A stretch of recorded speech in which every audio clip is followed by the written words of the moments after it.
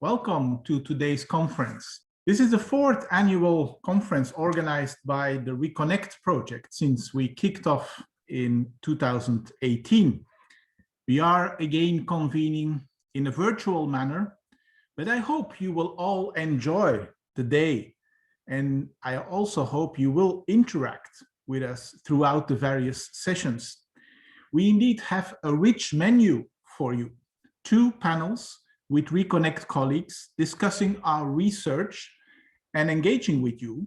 The first one on rethinking democracy and the democratic future of Europe at 10:30, so immediately after my introduction. The second panel at 4 o'clock in the afternoon on strengthening the rule of law. And in between, we have 2 keynote speeches. One at 1:30 p.m. by the President of the European Court of Human Rights, Judge Robert Spano, who will speak on the role of European and national courts in upholding the rule of law. And a second keynote at 3 p.m. by the first European Chief Prosecutor, Ms. Laura Kövesi, on the setting up of the European Public Prosecutor's Office and its contribution as a new tool to better reinforce democracy and rule of law in the Union. But let me first share a few thoughts with you on the contribution that our Reconnect project makes to democracy and the rule of law in Europe. Reconnect, as always, is an acronym. It stands for a fuller title, which is Reconciling Europe with its Citizens through Democracy and the Rule of Law. It's a 4-year multidisciplinary project funded by the Horizon 2020 program of the European Union. And it aims to understand and provide solutions to challenges faced by the European Union with an explicit focus on strengthening the Union's legitimacy through democracy and the rule of law. As said, we launched the project on the 1st of May 2018, and it will run until the end of April next year, 2022. It brings together 18 partner institutions from 14 different countries, and I have the honor of being the overall coordinator of this project. Allow me to first indicate with you why we think Reconnect matters in its contributions on rule of law and democracy. When we wrote our project proposal back in 2017, we gave it a rather dramatic premise. The premise is that there is an existential crisis of trust between the EU and its citizens, and that if the Union wants to survive and ensure itself a durable future, this crisis must be overcome. Now, you could ask yourself, why should there be such a lack of trust of citizens in the Union? It has to do with a number of successive crises in which the EU has not been able to convince its citizens that it was offering efficient and fair solutions. This goes from the financial crisis of 2008, the ensuing Eurozone sovereign debt crisis, the migration crisis, the security crisis relating to a number of terrorist attacks, Brexit, COVID-19, of course, and I should add the backsliding in terms of democratic quality and rule of law in various member states. The essential question for our project is, how can the EU reconnect with its citizens? Our working hypothesis is that for this to happen, the Union must give proof that it is serious about upholding the fundamental values which are listed in Article 2 of the Treaty on European Union. That is essentially the social contract between the EU and its citizens. If the Union cannot put in practice the values upon which it has been founded, including democracy, the rule of law, human dignity and human rights, justice, solidarity, pluralism and tolerance, non-discrimination and equality between women and men, and if the Union is not able to make sure that its own member states respect those values, we have a serious problem. I should recall that Article 2 explicitly states that the aforementioned values and I quote, are common to the member states. More than that, according to another article, Article 49 of the same Treaty on European Union, the member states, when they acceded to the Union, have both committed to respect and to promote these values.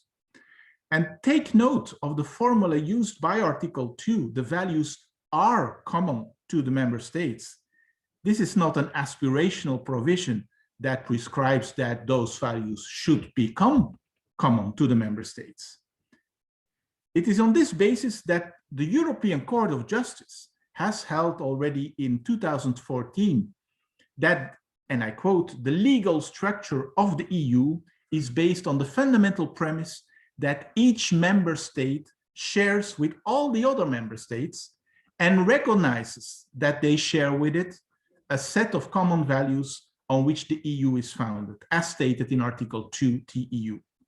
That premise, so the Court of Justice, implies and justifies the existence of mutual trust between the member states, that those values will be recognized, and therefore that the law of the European Union that implements them will be respected. End of quote. Now, this case law has been explicitly referred to by the EU legislature in the preamble of the recent regulation of 16 December 2020, the so-called conditionality regulation. And that preamble adds that the laws and practices of member states should continue to comply with the common values on which the Union is founded, end of quote.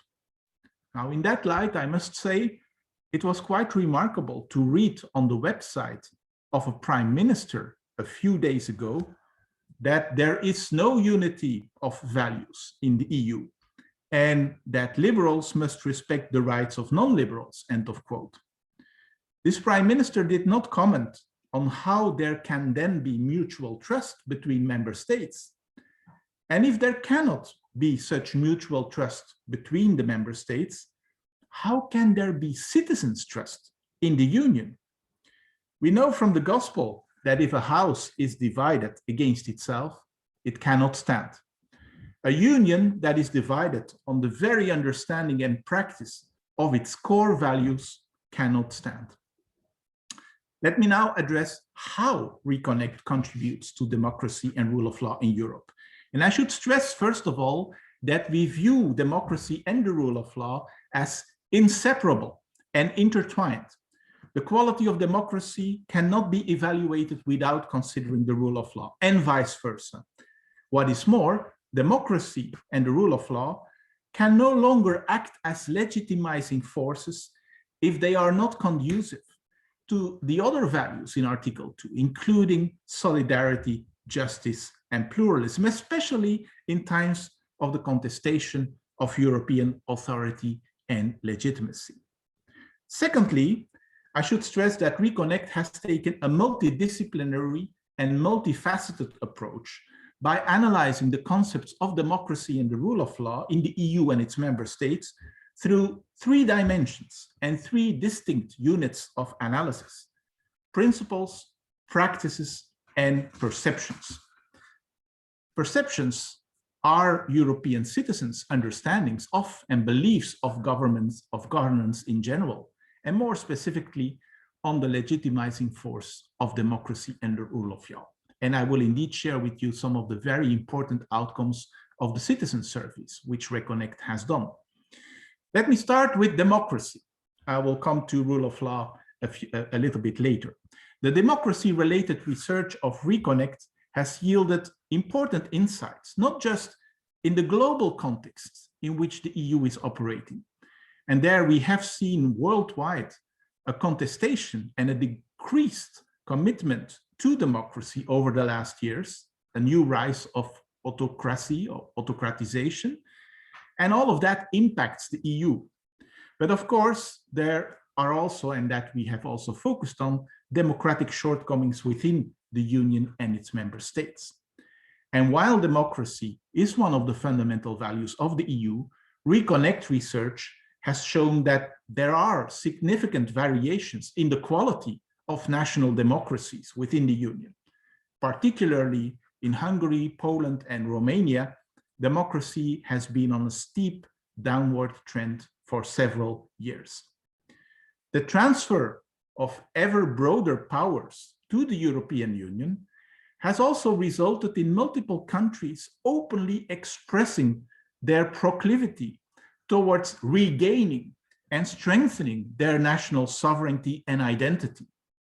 This impulse, as we all know, came to a boiling point with the finalization of Brexit in January last year, through which the United Kingdom withdrew from the Union to take back control, remember, of the powers it had transferred to the Union during its years of membership. Similarly, during crises such as the migration crisis or COVID-19, the member states' inclination to favor national approaches as opposed to common solutions has also been amplified.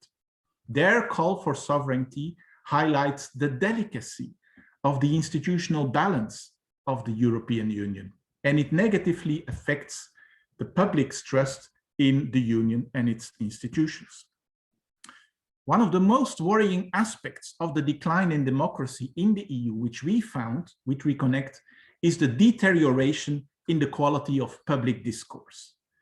Now, to be fair, our research has also mapped and compared the development of other key components of democracy, such as free and fair elections, the separation of powers, citizen participation, freedom of speech, equality. But none of these components have declined so sharply over the past years as the quality and the civility of deliberation.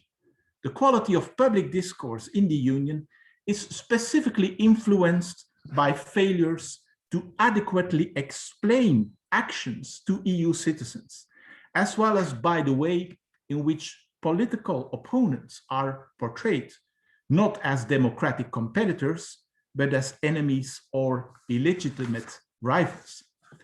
The crisis of trust that has emerged between the EU and its citizens has manifested itself in multiple ways. One of these, and arguably one of the most worrying ones, is the withdrawal from public participation.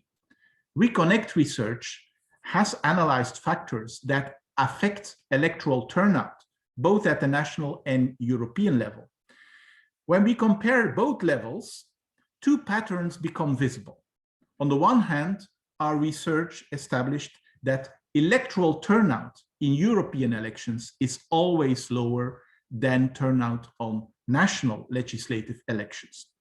Moreover, we found confirmation that European elections remain what we call second-order elections, second order to national elections. Voters mainly vote on the basis of national concerns.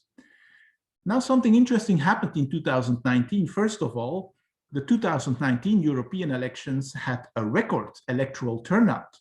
And that's quite different from all previous European elections, where since the very first European elections in 1979, we saw consistently a lower turnout in comparison to the previous elections. So that was a bit of a change, but there is more. We published a book called Assessing the 2019 European Parliament Elections with our Vienna colleagues, Sylvia Kritzinger, Carolina Plescia, James Wilhelm, together with Kolja Raube and me. And in that book, we put the 2019 European elections in perspective. And that yielded some important insights, also based on very important pre- and post-campaign citizen surveys.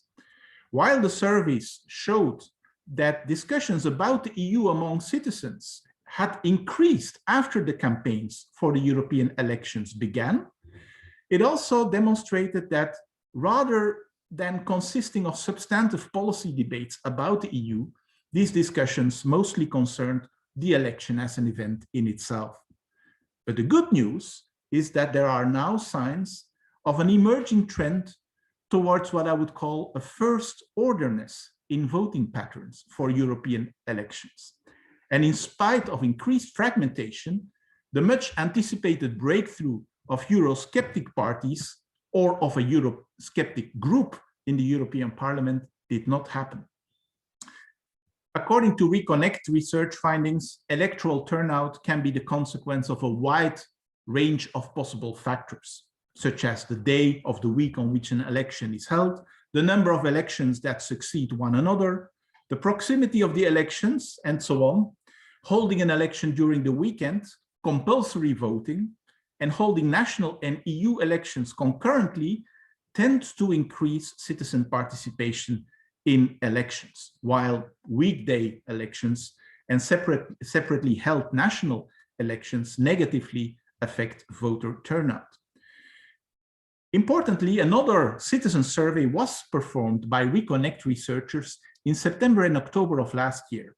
And in that survey, 12,000 citizens from 6 EU member states were consulted. The survey considered what we call the ideal setting of the EU in the mind of European citizens.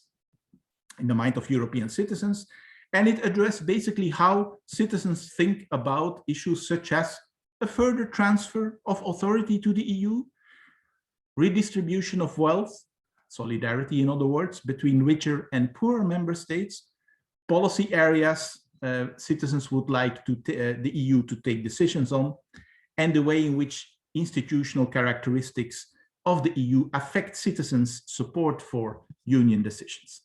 7 main insights emerged from this study, as indicated by our colleagues Konstantin Schäfer, Bernd Schlipak, and Oliver Tribe. Let me briefly highlight these insights with you because I think it's important for our discussions later today. First of all, citizens are divided over the prospect of transferring additional powers to the European level, or about the prospect of repatriating sovereignty back to the national level. The option that seems most acceptable to a majority of citizens is a distribution of competencies which is quite close to the current status quo. That's the first finding. Secondly, citizens are equally ambivalent regarding the idea of European solidarity in the form of redistributing wealth from richer to poorer member states. As you can imagine, there are great country differences on this question, and they run along the familiar division between richer net contributors and poorer net beneficiaries. Far-reaching reforms in the direction of more or less intra-EU redistribution are therefore likely to meet with public opposition in the respective countries. Third, people's preferences on which policy fields should primarily be tackled by the European Union reveal that areas with a clear transnational character are prioritized. There are also indications that many policy areas favored by citizens are related to perceptions of global threats, suggesting that EU action could be framed successfully along the lines of what President Macron has called une Europe qui protège. Fourthly, when it comes to the institutional parameters that could improve citizens' acceptance of EU decisions, the survey also reveals a relatively strong status quo orientation, especially in areas that touch upon the distributions of powers between the EU and its member states. So reforms that change that balance of powers are likely to meet with public opposition. Fifthly, there is still room for improving people's acceptance of EU decisions. The data reveal widespread support for more citizen participation and more transparency of EU decision-making processes. Citizens place high importance on the capacity of EU policies to solve problems, and they appreciate the equal distribution of benefits among all member states. In other words, and that's very interesting as a finding, distributive justice and fairness trumps national self-interest. Sixth, the empirical analysis shows differences between winners and losers of recent societal transformation. Older, less educated citizens with a low socioeconomic status and a high level of perceived societal marginalization are significantly less enthusiastic about deepening European integration. But at the same time, many other aspects of the EU's decision-making setup, such as the support for more citizen participation and more transparency and more effective policies, are shared across the different groups in society.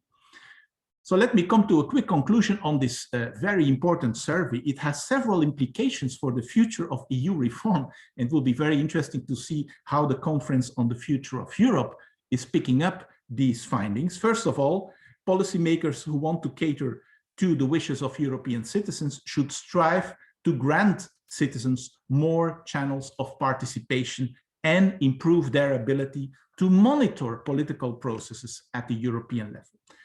Moreover, framing the nature of the EU as a force that protects against external threats is likely to resonate very well with many citizens.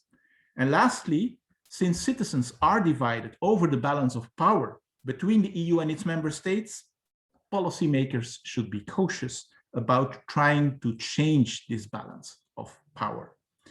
So it's interesting to see what the Conference on the Future of Europe is going to do about these recommendations and findings.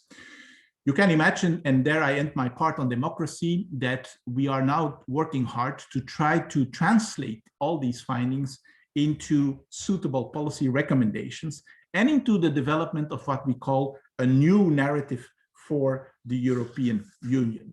So, but there I hope you will bear with us because we still have time until April next year in order to come to our final conclusions.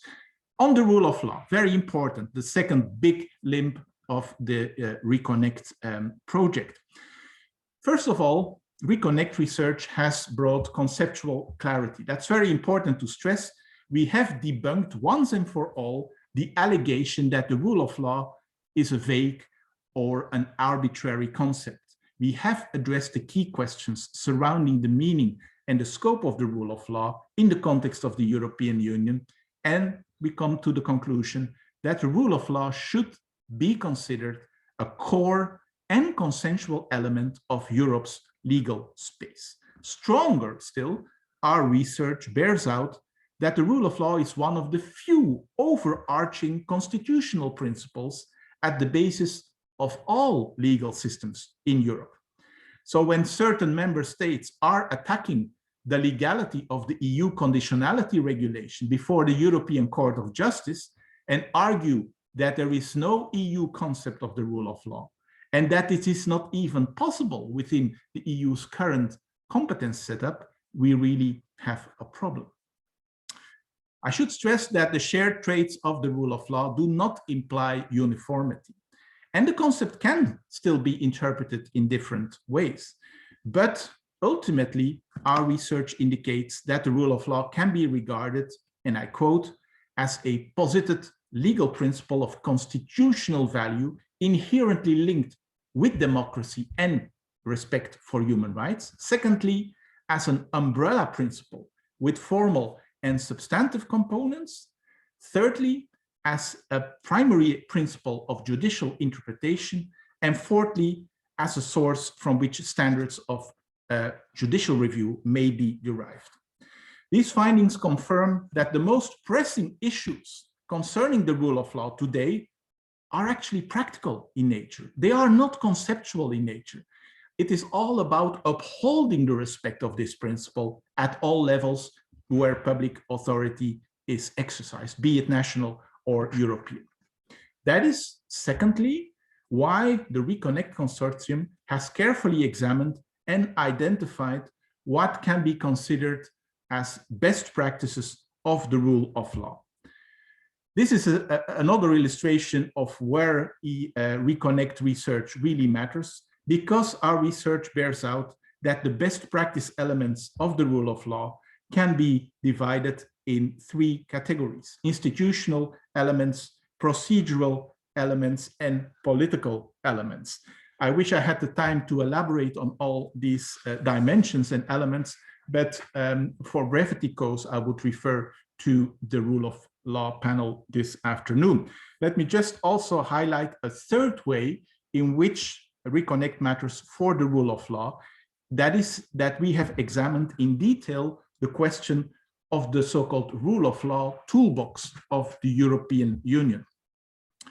And one of the primary conclusions of that part of the Reconnect research is that there is no need to reinvent the wheel, and that existing instruments are adequate to uphold the rule of law in the EU and its member states. We, of course, come to that conclusion on the critical prerequisites that these instruments are used in a prompt, forceful, and coordinated manner. And as you probably may know, this is precisely where the problem lies. Let me quickly say a few things with regard to those various rule of law tools and instruments.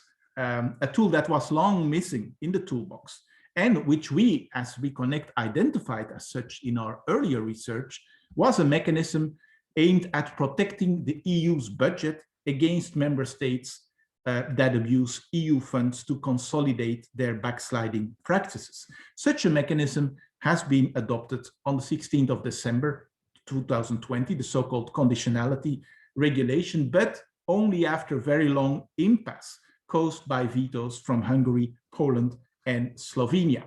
This mechanism introduces the possibility of protecting the union's budget in cases where principles of the rule of law are breached by member states.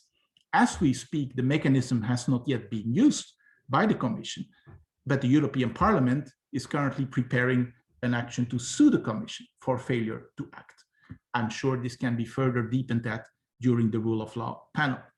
Besides that most, say, recent instrument, Reconnect has also explored and analyzed the other hard law and soft law instruments that are available to the EU in its efforts to at least contain backsliding member states and hopefully stop them in their tracks.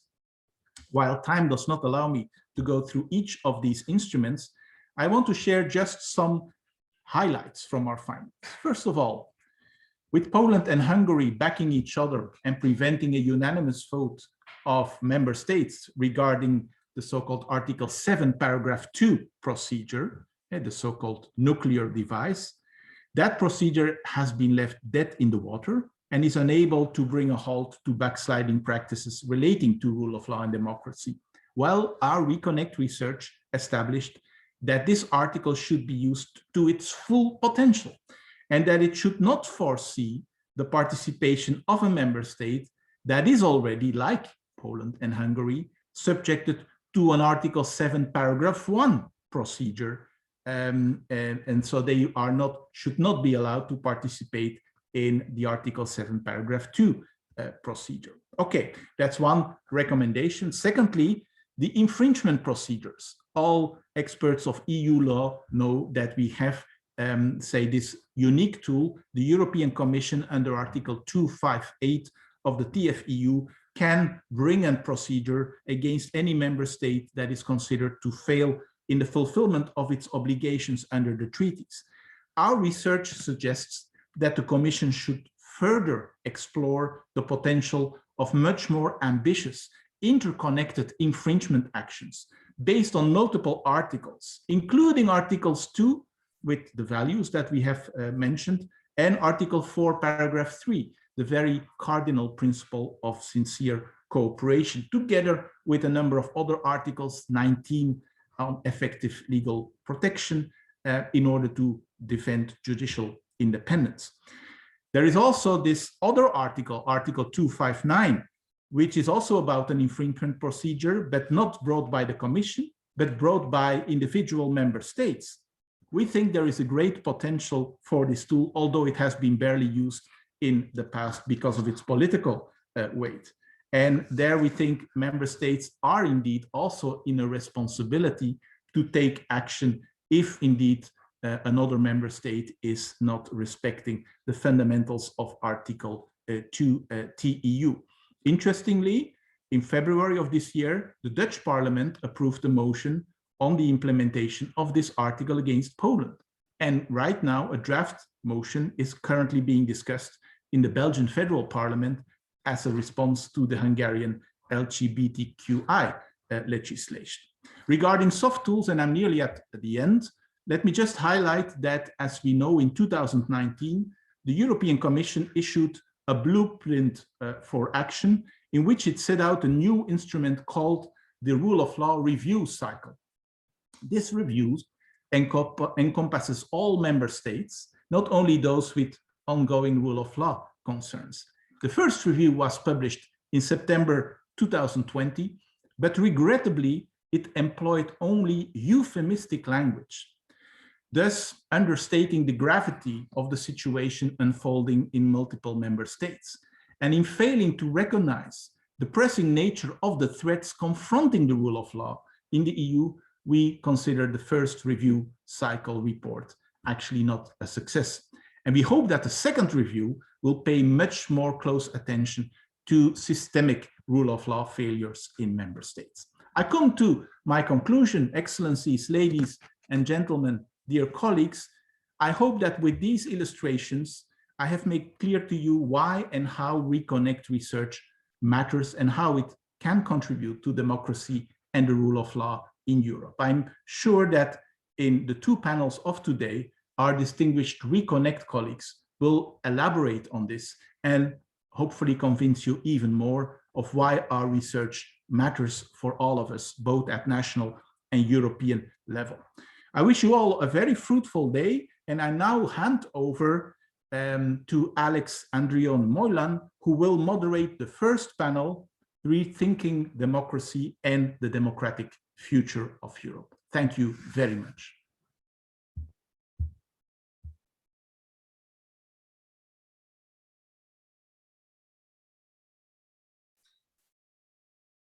Thank you very much indeed, Professor Wouters. I'm just waiting for my fellow panelists to come in. Hello, everyone, and a very warm welcome to our panel entitled Rethinking Democracy and the Democratic Future of Europe. I'm Alex Andrion-Moylan from the University of Leuven, and I will be your moderator this morning.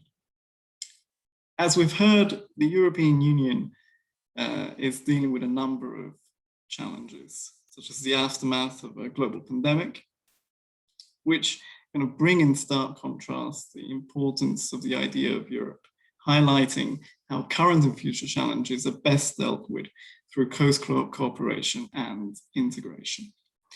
And yet, its contestation remains in many ways unabated, both in terms of enduring democratic backsliding and when it comes to broader feelings of disconnect and misalignment of EU policymaking processes and outcomes, which some would argue remain unaddressed.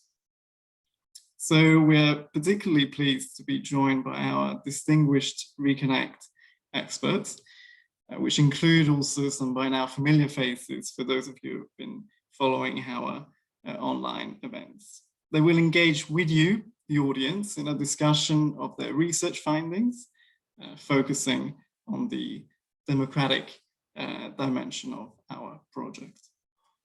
Our aim is that your ideas and questions about democracy in the EU will help shape this conversation, and that together we reflect on how best to rethink democracy in the EU, also focusing on some key recent developments, like the Conference on the Future of Europe. We will build on the opening remarks by our coordinator, Professor Jan Wouters, and unpick some of the puzzles and their possible solutions. So please do send us your contributions, your comments, your questions via the Zoom questions pane.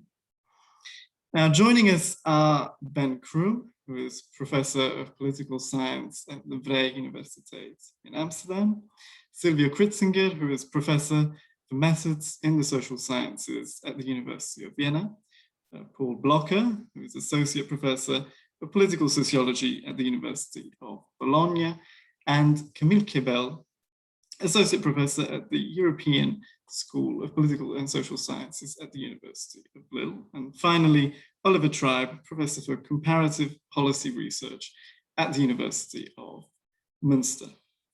Thank you so much to all of you for joining us. To begin our conversation, I will start with addressing some questions to our panel, focusing on their recent Reconnect research findings. When it comes to specifically how we need to think and rethink about democracy in the EU.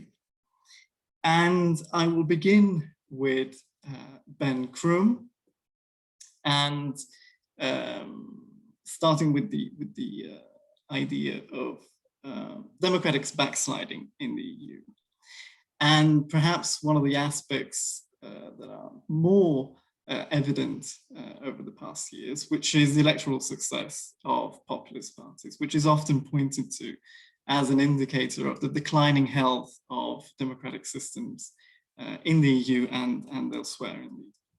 So could you share with us your findings on what Populists tells us about the state of democracy in the European Union?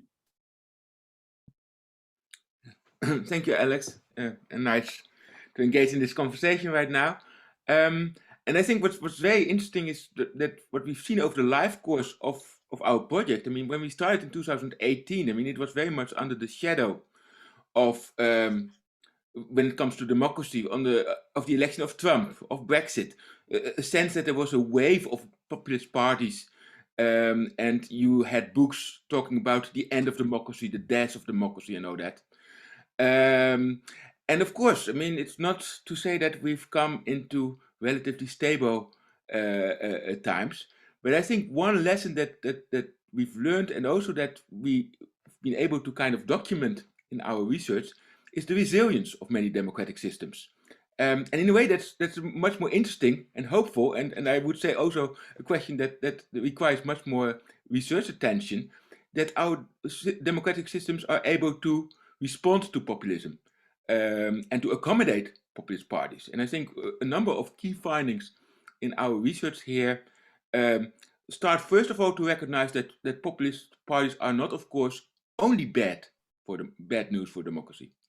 They do come from somewhere. They do express and signal grievances. They do express that somehow the political establishment so far may have ignored certain questions and certain societal groups. And indeed, I think they give access and voice to new groups in society, in the political space. So I think that's actually a gain in itself of populist parties, that they bring new voices into the political system. They also mobilize against undue depolarization or the rule of technocrats, or indeed over Europeanization or harmonization in Europe. But at the same time, I think, of course, we have to be very careful about certain populists, and we have to be very specific of where might they harm democracy. And we've been focusing mostly on two key indicators. One is where populist parties turn their anti-establishment feelings against pluralist institutions, against institutions that protect the societal pluralism. Think about media, think about courts, think about the diversity of civil society, think about the political process itself. And the other one is where they mobilize against particular groups in society, often migrants, but also gender minorities, sexual minorities are involved here. And that needs to be disqualified, and that's really a challenge to democracy. Now, I think what our main finding is actually that the different European political systems have been able to respond to some extent to populist parties, to some extent, and to ensure that they did not take the political system by force, but just became one of the voices in the political system. That's one step. And the other one is indeed to socialize them, to make sure that indeed the populist impulse was mostly directed against elites rather than against the system.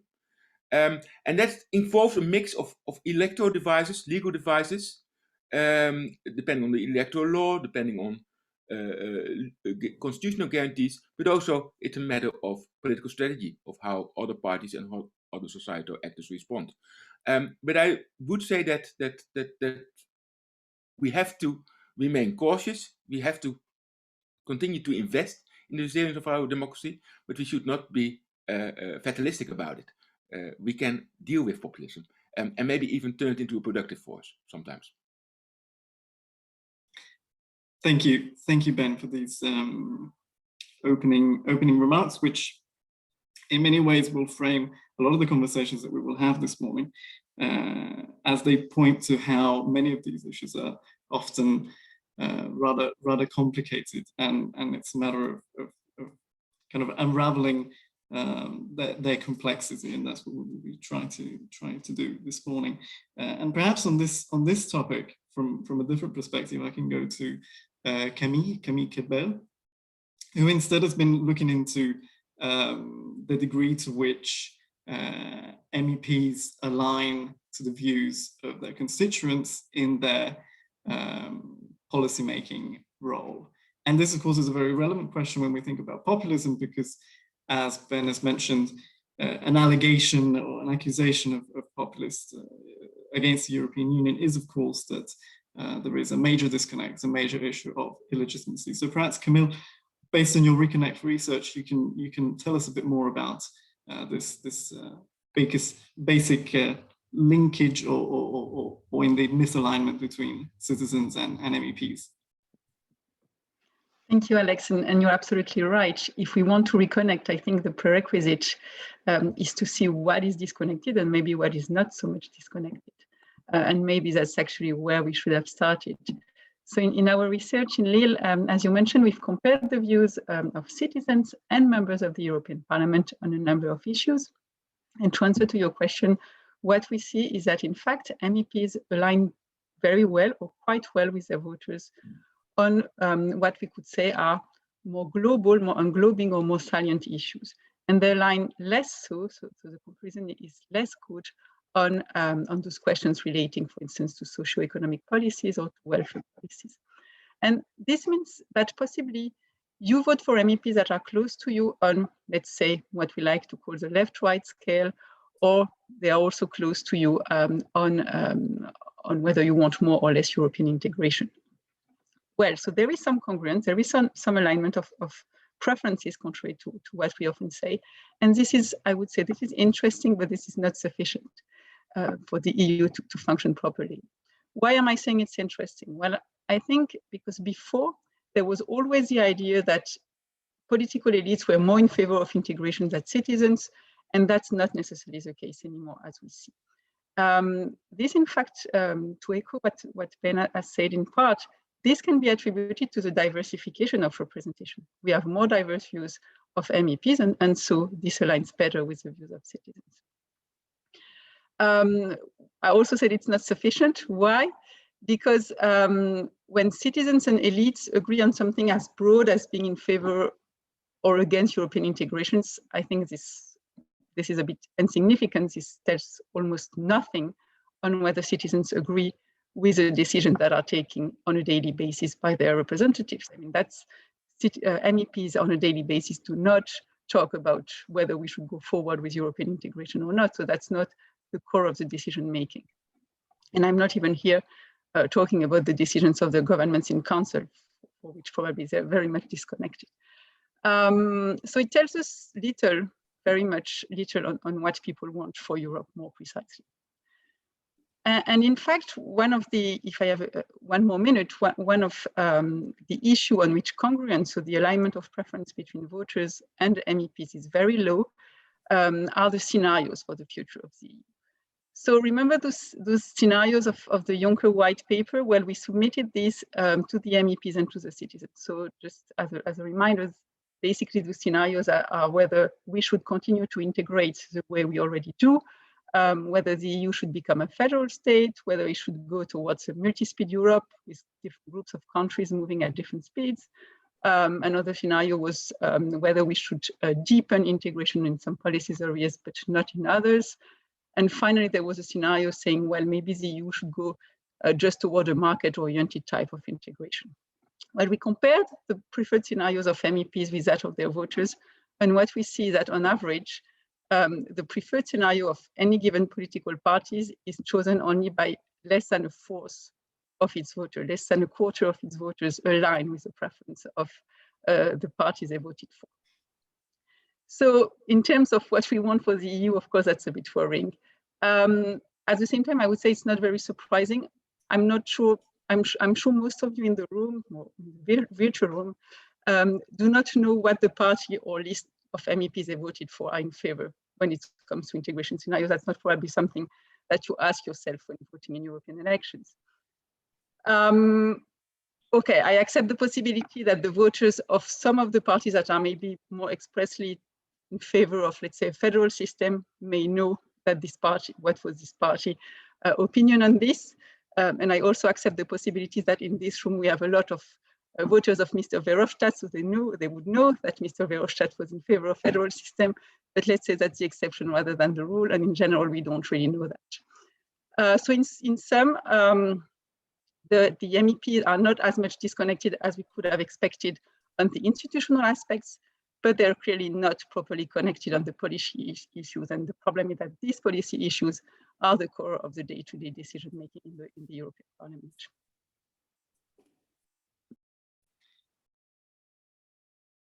Thank you so much, Camille.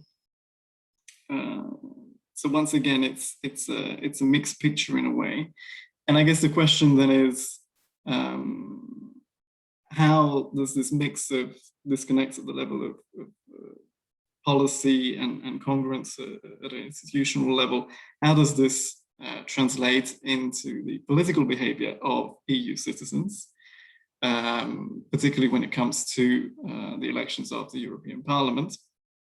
And as you've heard earlier this morning, the team in Vienna has worked on a citizen survey precisely surrounding the 2019 European Parliament elections.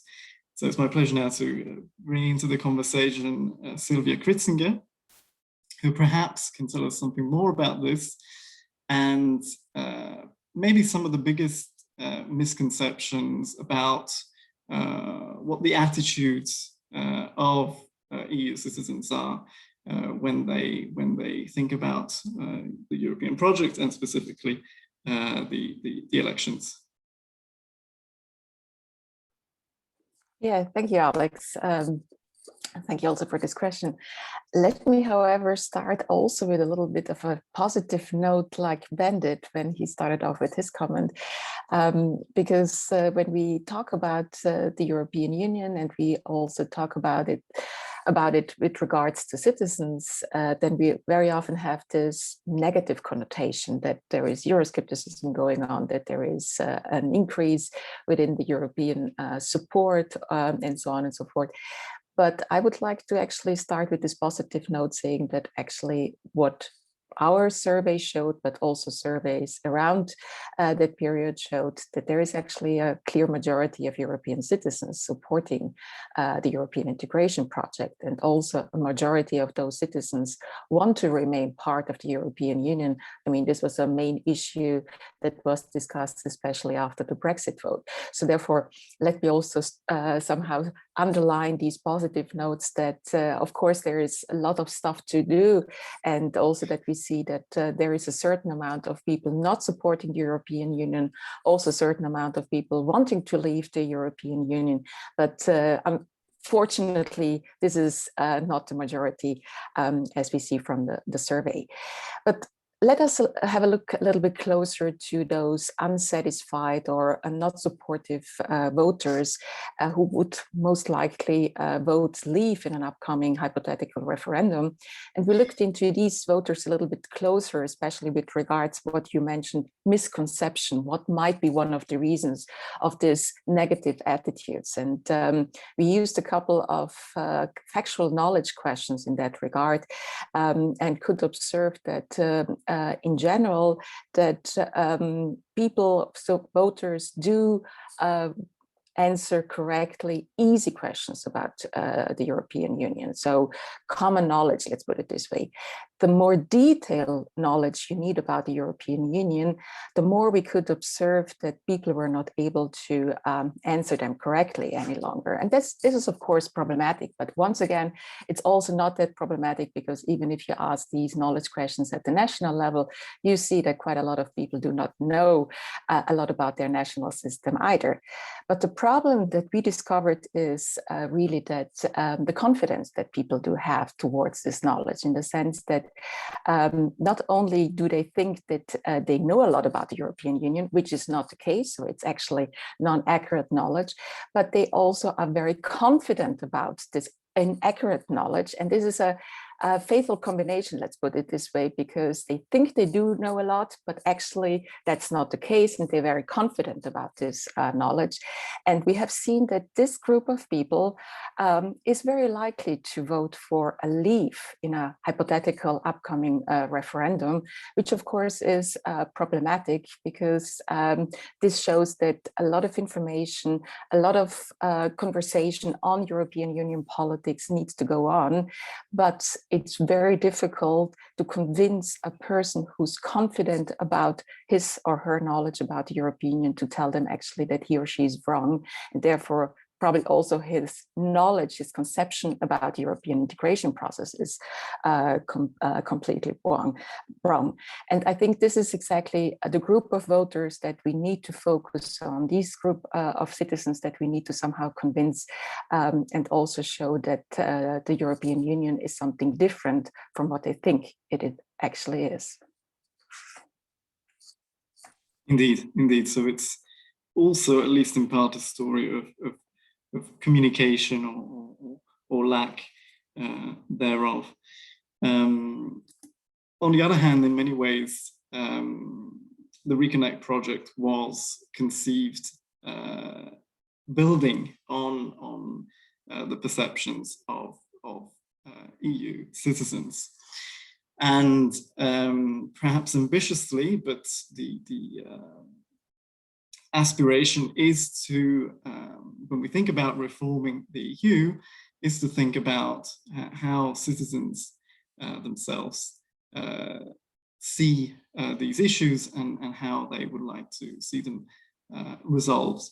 And our colleagues at the University of Münster conducted a large survey in several EU member states, precisely on the issue of reform preferences among EU citizens. And perhaps, Oliver, you can tell us something more about this survey, and what are perhaps some of the main insights of your survey, and also perhaps already relating it to how this compares to efforts that the EU is putting in place, such as the Conference of the Future of Europe, which are directed at reforming and renewing legitimacy in the EU. Yeah, thank you very much, Alex. Well, actually, I want to continue with this topic that Sylvia just brought up, with basically the fundamental conflict that we see in Europe between Eurosceptics and Euro enthusiasts, I'd like to call them, and the relationship between these basic visions of what Europe should be and citizens' views on how the EU should be or could be reformed or kind of improved. So I think we found in our survey an interesting interrelation between these two dimensions that I want to focus in my answer here. So first of all, I agree. There are very few people who want to leave the EU. So I think, if anything, the Brexit drama and the kind of the repercussions of the Brexit decision in the UK has shown to many Eurosceptic citizens that this is really such an unattractive route that they don't want to go down that route. But on the other hand, still there are many people who are not very happy about the way the EU works. They are not very happy about the membership of their country in the EU, and also they are very skeptical about transferring additional powers to the European level. And I also think that you will somehow not educate away these attitudes, because they are also rooted in some socio-economic backgrounds. So it's predominantly or more of the poorer people, more of the lower educated people and sometimes also some of the older citizens, they are primarily skeptical towards the EU. And so, and that also has, I think, economic reasons, because, I mean, people gathered in this room here, at least on the panel, I think we're all, you know, multilingual, highly educated, cosmopolitan-minded people. So for us, this is all a big opportunity.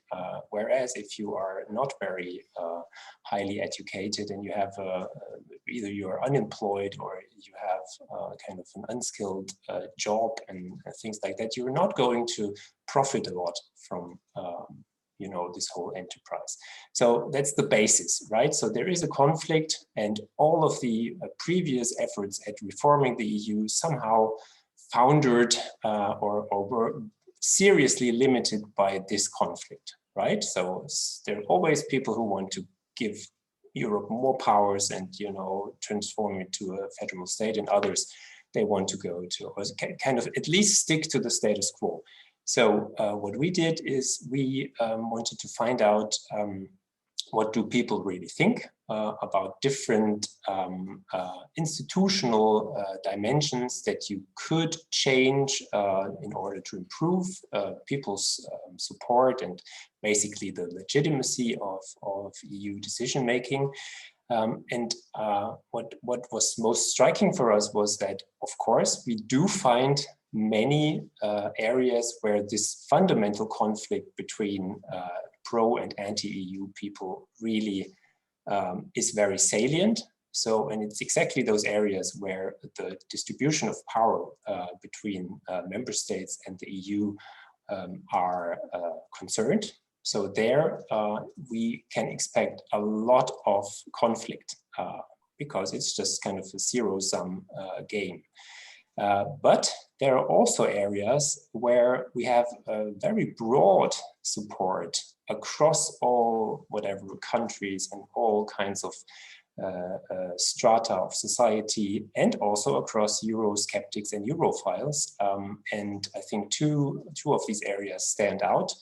The way citizens can participate in EU decision-making and the transparency of EU decision-making. So there, increasing participation of citizens and increasing transparency of EU decision-making would basically be a win-win situation for virtually everybody. And so in this sense, the very existence of the conference on the future of Europe, I think is a very good thing, because it is a citizen assembly which allows citizens to participate in negotiations and in talks about the future of Europe. But when it comes to kind of potential reform scenarios, I think I would caution against placing too high hopes on things that really change the distribution of powers between the EU and member states. So I would rather focus on kind of discussing ideas of really how to improve citizen participation. So what mechanisms could there be? How could we involve citizens more in everyday decision-making after the Conference on the Future of Europe? And how could we make things more transparent? Because it is, after all, still a very opaque type of decision-making that we have. And all of a sudden you have a directive or a regulation or whatever, and people just don't know who voted for that, who was responsible for it, etc. So that's, I think, these would be areas where we could gain a lot of support without having all too much conflicts. Thank you, Oliver, for again a very, very interesting analysis, which in a way brings into focus how the true nature of the challenges that the EU faces, and kind of presents to us some avenues that the EU could take in addressing those challenges. And as you say, citizen participation is a key aspect of that. And I would like now to bring Paul Blocker in our conversation, bringing in again kind of the so-called populist wave that we faced at the start of this project in many ways, starting 2016, 2017. And perhaps you could tell us something about how you evaluate 5 years later that populist wave. Has it been a kind of shock to the system for the EU, and does it in a way present some opportunities to go in some of the directions that some of the panelists have pointed to, like citizen participation? Or is it indeed the unadulterated evil and still one of the main challenges that the EU faces? Perhaps, I guess the answer is somewhere in between. Paul. Thank you. I'm delighted to be on this panel with such wonderful colleagues. We indeed, through the Reconnect project, have produced extremely important results. Coming back to the issue of populism, as Ben Krum has already introduced in a very important manner, it would be extremely important, I think, to stress the variegated nature of the phenomenon. We don't have time here to elaborate on this too much, but it is clear that the populist wave you're talking about is mostly focusing on a very specific type of populism, which in certain ways is identifiable particularly by forms of conservatism, right-wing positions, stresses on sovereigntism, authoritarianism, anti-globalism. And you asked me about briefly assessing where we are now, 5 years after the sort of high point. Well, I'm sorry to say, I don't think we managed in a way to stem the tide. I think the problem is as acute as ever. And as other Reconnect colleagues that will also talk this afternoon, the rule of law panel have very clearly pointed out, a part of the problem is also a lack of robust, principled action by the European Union institutions itself, particularly with regard to core principles, indeed, as was also said in the opening speech today, regarding human rights, LGBTQI, judicial functioning, fair and pluralist politics, the media, the public sphere, civil society. The relation to the people there in this type of populism is very problematic, it appears to me. It's probably best described as a form of nationalism. And by the way, it doesn't help us, I think, to merely focus on the usual suspects of Hungary and Poland. This is clearly, as our research also has brought out, a phenomenon across the board. You'll find it in many of the founding member states. My home country, the Netherlands, is a hotbed of this type of populism.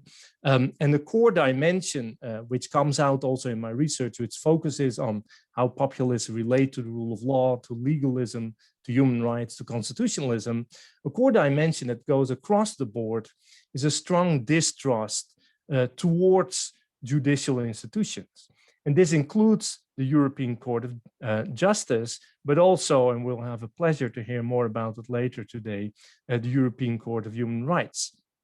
And so in this aspect, from this perspective, I think we should be very much cautious and in a way alarmed about the progressive development of some of these populist projects, as I would like to call them, in specific countries. But then again, coming back to the participatory dimension, the right-wing populists, they have a rhetoric that talks about the people, and sometimes they also invoke specific instruments, but in practice, as we've seen in almost all instances, they don't bring about actual bottom-up types of forms of engagement, don't stimulate instruments in that regard. And we see that, of course, particularly clearly so in Hungary and Poland, but also in other cases. And so there, indeed, this is a serious threat. And in that sense, the conference on the future of Europe, I think, is also extremely interesting, because again, we are in a virtual room of cosmopolitans, as Oliver rightly indicated, but the conservative right-wingers, they are mobilizing too. There's a party family of the European Parliament that has been for more than a year on a tour promoting its own ideas of what is ultimately a sovereigntist Europe of the peoples, which goes against, I think, many of what we see as the core sort of benefits of European integration. But I don't want to finish on a negative note, because I think we should also acknowledge that there's also an opposite tendency. First of all, the European Union is reacting in some way. The conference on the future of Europe is a clear instance of this. If you look at its pedigree, where it came from, initial suggestions by Macron, who himself has organized a series of participatory events in France, you see at least that the institutions recognize the problem. And the rhetoric around the conference of Europe, much more, as I will say later, than its actual practice, the rhetoric is clearly invoking citizen participation. But coming back to populism, what is, I think, extremely interesting, I'm working on this in a couple of other projects, is that there's also other types of populism, which one might call left-wing populism, which is very active on the transnational level. And if you look at the propositions, the claims of those types of movements, we actually see a very strong democratizing demand coming from left-wing populism. And so two core issues that have been mentioned a number of times are strongly and often also creatively articulated by these left-wing populists. That is, first of all, the problem of neoliberalism, inequality, social solidarity, etc. And on the other hand, a strong call from many citizens for further participation, more participation on the European level. Because if citizens on the one hand are not very much informed, this is also the result of the lack of possibilities of engagement with the European Union and its institutions as such. A one-off every other year European parliamentary elections is not going to do the trick in itself, one might say, following these left-wing populist claims. So indeed, there are reactions, and it goes exactly into the direction, I think, as some of the findings that my colleagues indeed have come up with. Thank you, Paul. Thank you so much for bringing nuance to our conversation, particularly when it comes to populism, which actually links quite well to,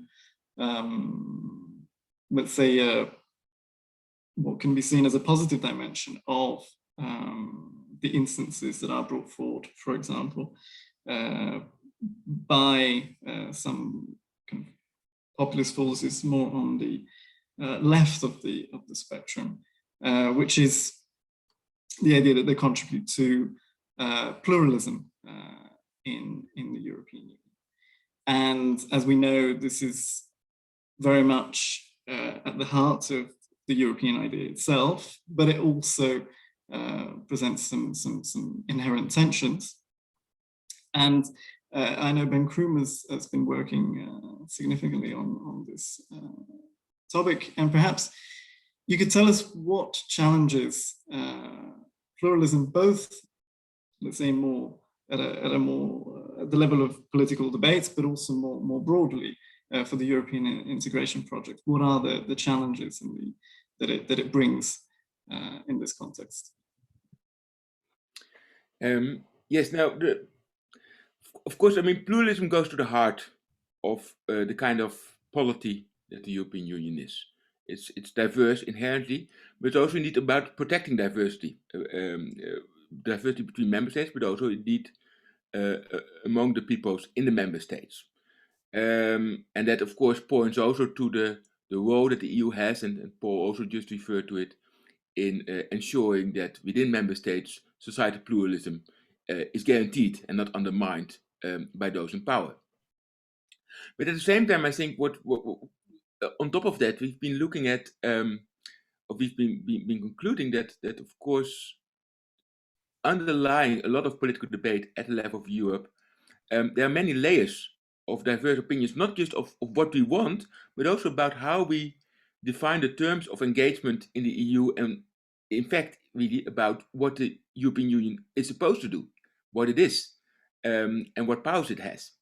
And often these very fundamental questions about that people have different views about what the European Union is about are kind of suppressed. So we just continue with integration in the single market.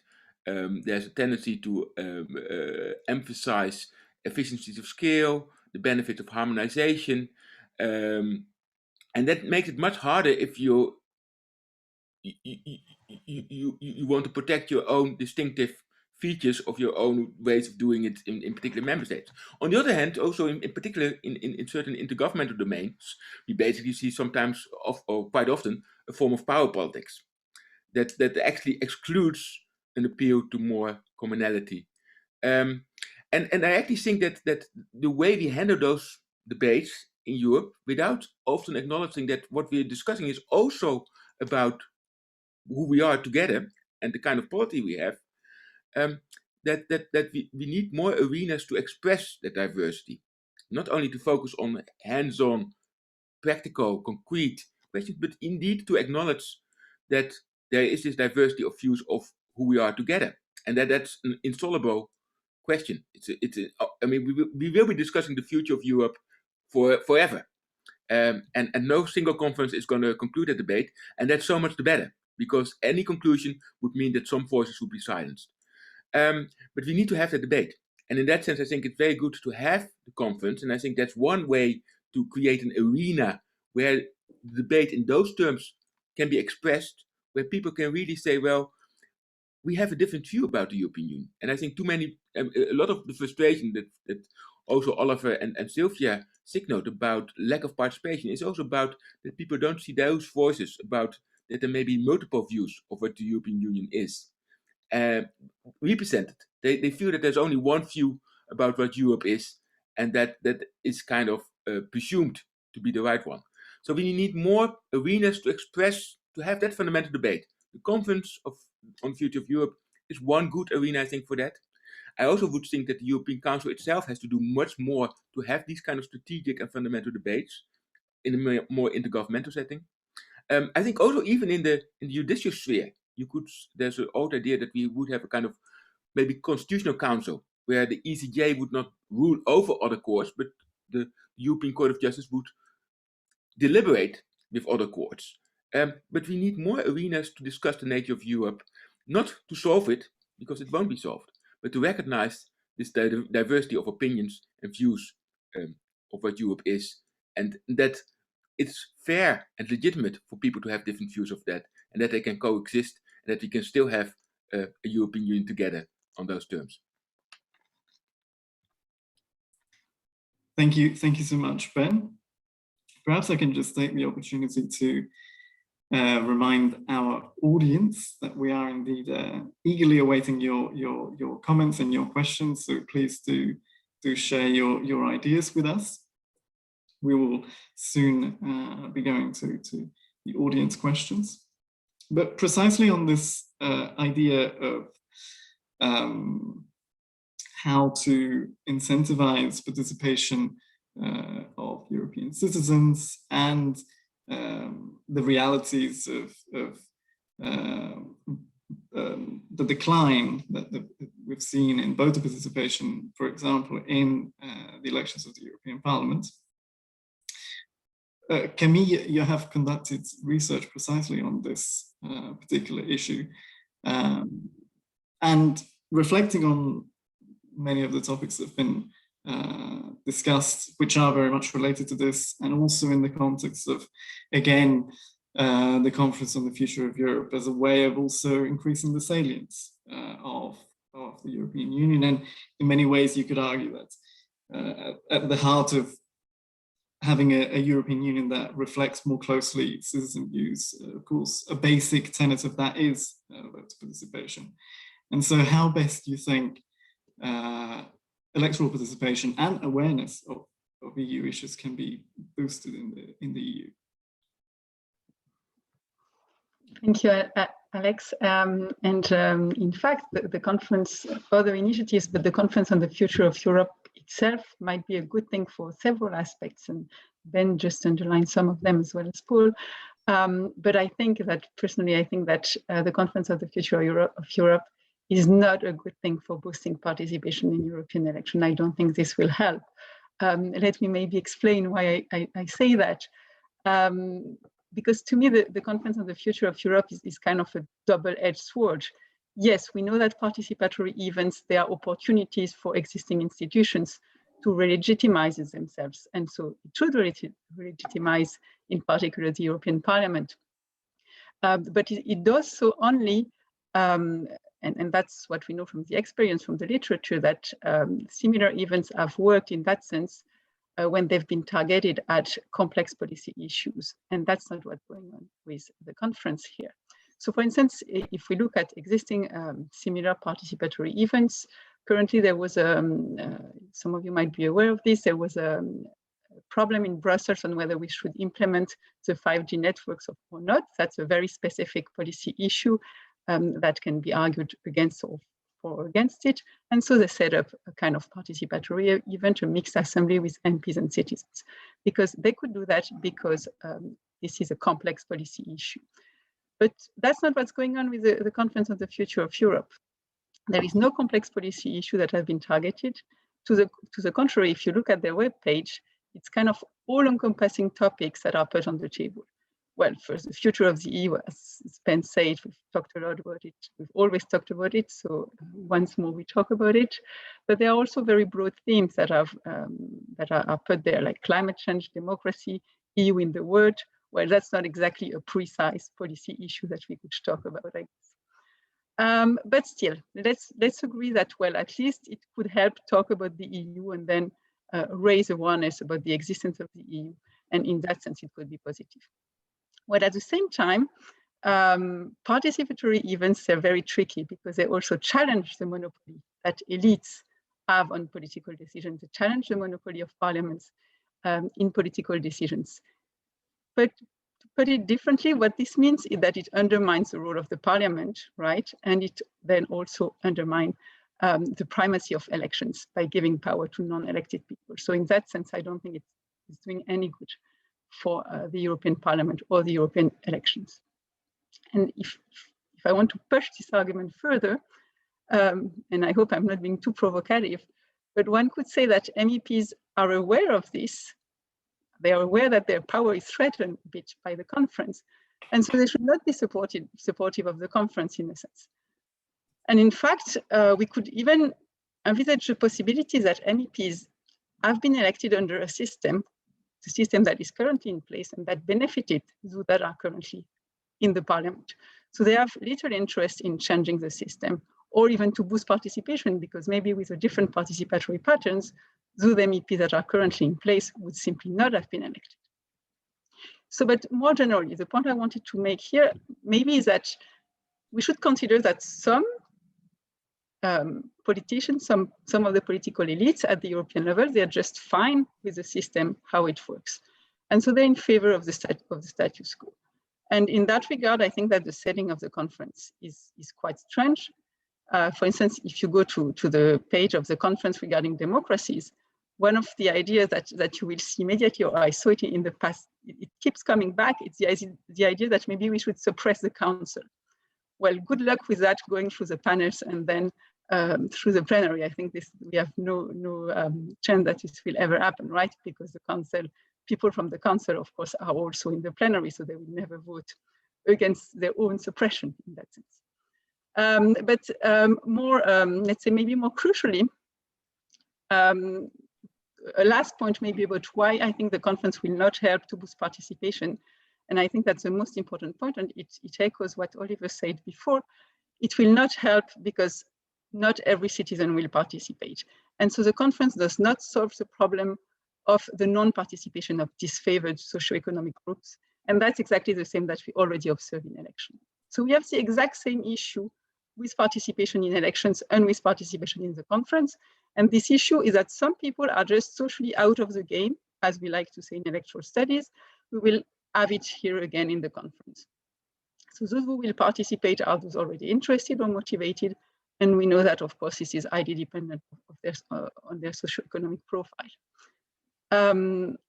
Again, referring to the web page of the conference, they have, I think, 491 registered participants, so those that actually write things on the ideas box.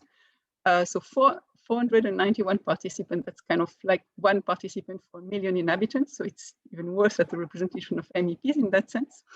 So it's, but let's say the most important point, I think, is that the conference reproduces the existing bias, right? It aims at collecting attitudes, opinions, and view on the future of Europe, but it misses exactly the same thing that the European election misses. Who sees it, who participates in it? Thank you so much, Camille, for giving us this thought-provoking, I would say, analysis of the prospects of the potential impacts of the conference. Perhaps I can ask both Oliver and Sylvia initially, and then the panel as a whole to kind of react to some of the issues that have been raised, and to reflect on the limitations of this conference, and perhaps also on a more constructive level, what reconnecting, what the EU could do, reflect on what the EU could do in terms of reconnecting to European citizens in terms of its processes and so on and so forth. So perhaps we can start with Oliver and then go on to Sylvia. Yeah, well, actually, I think what I want to talk about here is that somehow, I mean, what we found in our survey is also that many people are not completely unhappy about the status quo, right? So, I mean, at least there are several indications that people also support many of the traditional ways of doing things by the European Union.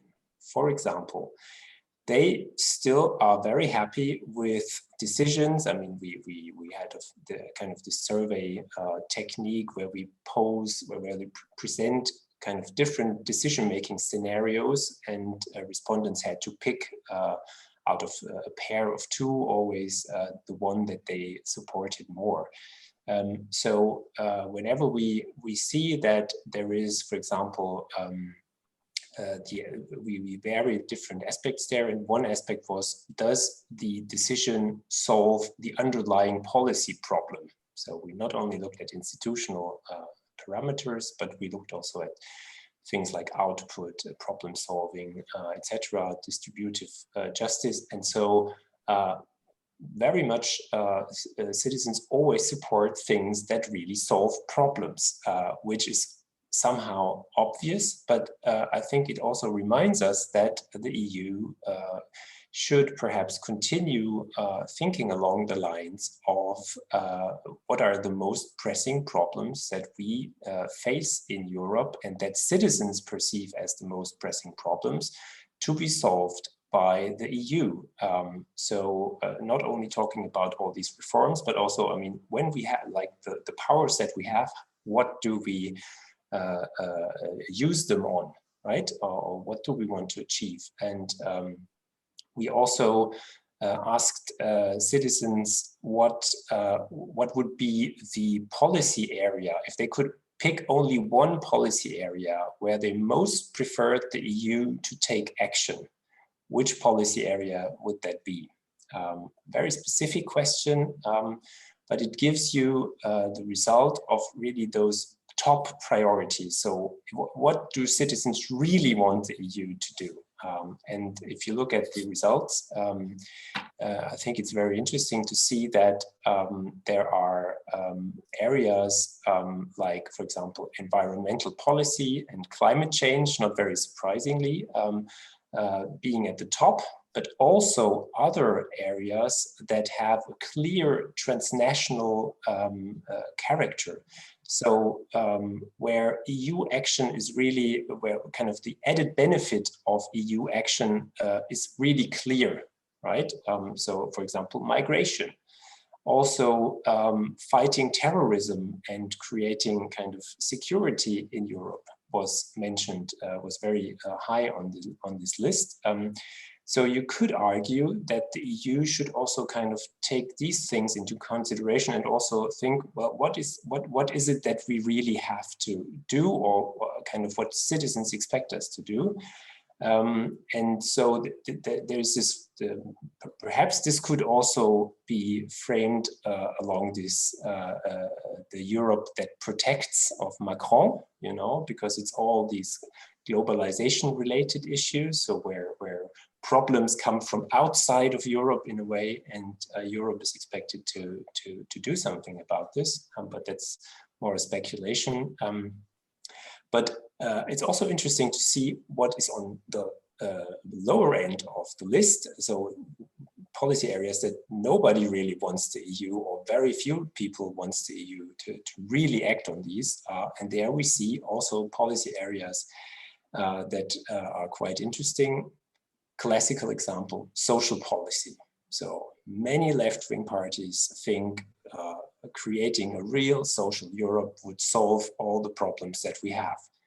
Well, if you look at those numbers and the data that we gathered, you don't see much indication for that. You know, very few people consider the EU to be the primary area or kind of actor to solve these aspects. Second one, minority rights and civil liberties was also very low on the agenda. So also everything to do with kind of combating democratic backsliding. As much as we would like the EU to kind of solve this problem, we couldn't really argue that this is the top priority of a large number of citizens for the EU to do. That doesn't mean that they would not maybe place it as the second, third, or fourth priority, right? So we can't say that, but like if you only focus on the most important things, these would rank not very high in citizens' views. So I mean, kind of the bottom line of what I want to say is we should also acknowledge, or the EU decision makers should acknowledge that they can also very well continue with what they have and kind of try to work towards solving problems that citizens think are very pressing for the EU to solve. And so kind of this output legitimacy that we talk about traditionally still is important and has can also legitimize EU policymaking. Thank you so much, Oliver. And perhaps before we go ahead, allow me to feed in a few questions from our audience.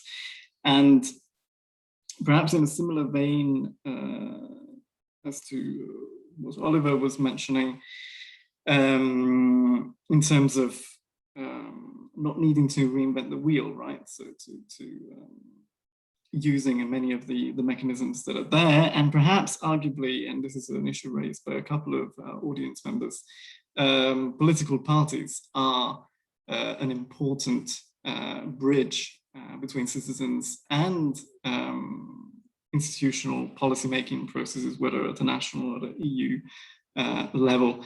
And so perhaps you could address what political parties could do to improve this linkage, if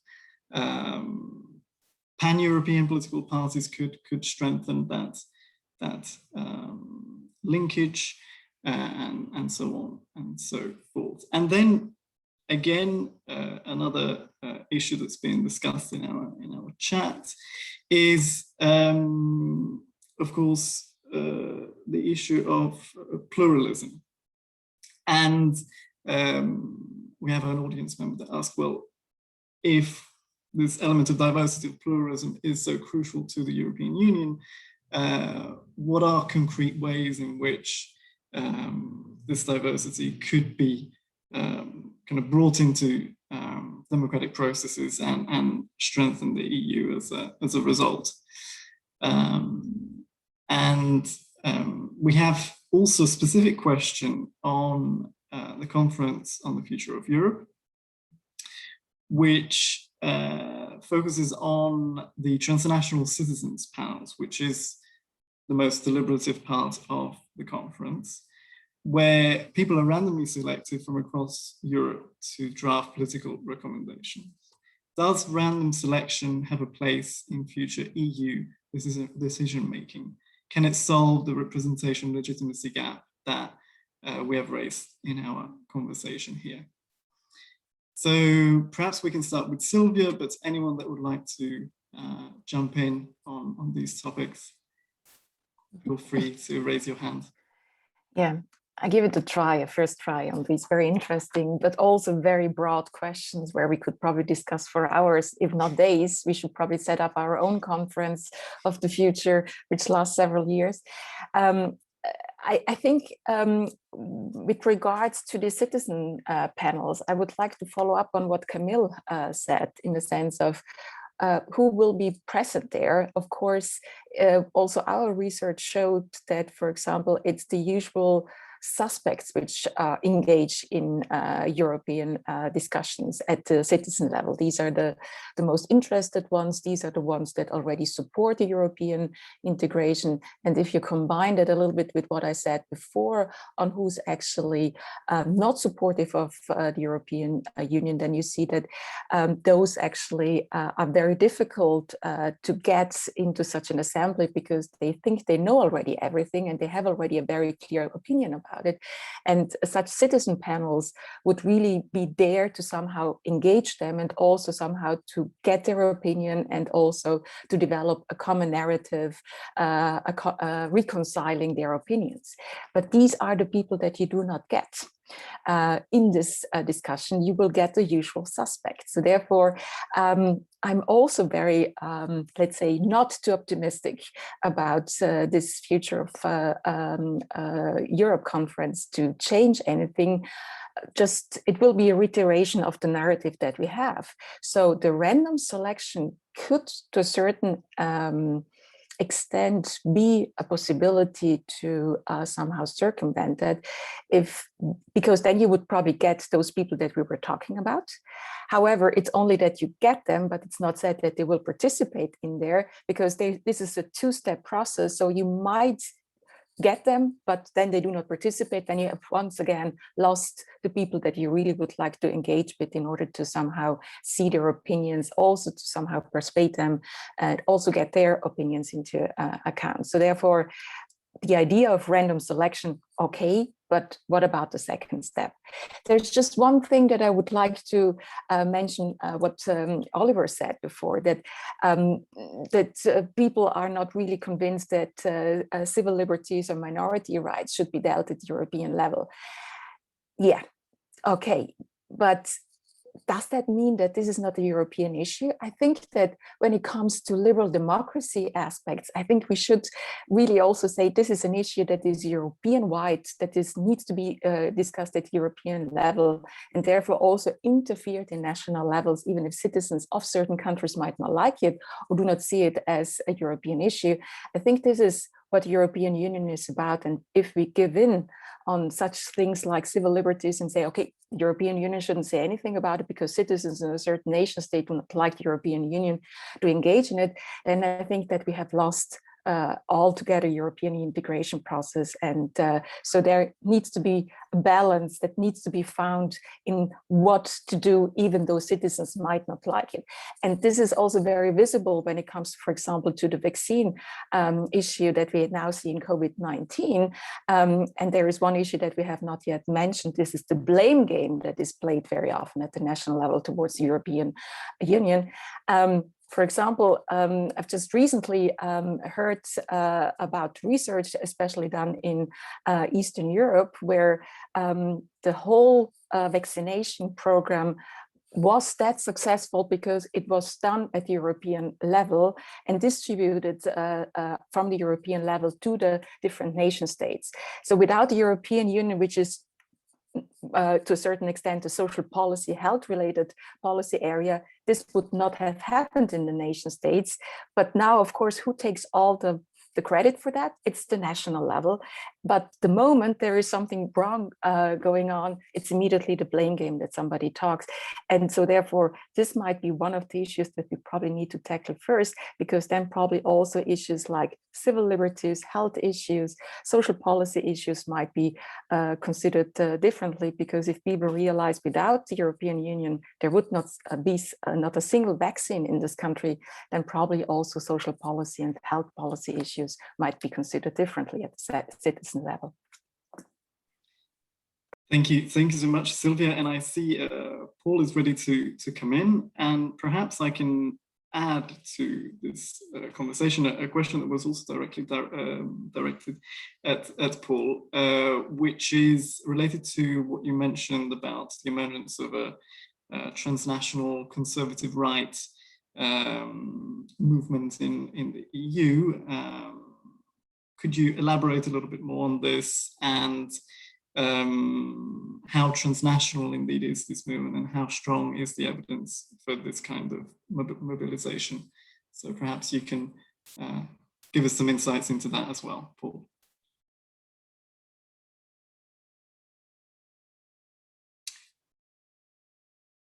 I think we have just lost connection with Paul, of course, at the right moment. I can ask Ben Kroom to perhaps come in and comment on some of these topics. Yeah, I think I can also just pick up on the question that was directed at Paul. I mean, I think what's interesting is that around the whole debate around the future of Europe, I mean, the conference on the future of Europe, in a way, it's a platform. No, it's not even clear what it is. So there is a political branch, there are the citizen panels, and there are meant to be debates throughout Europe.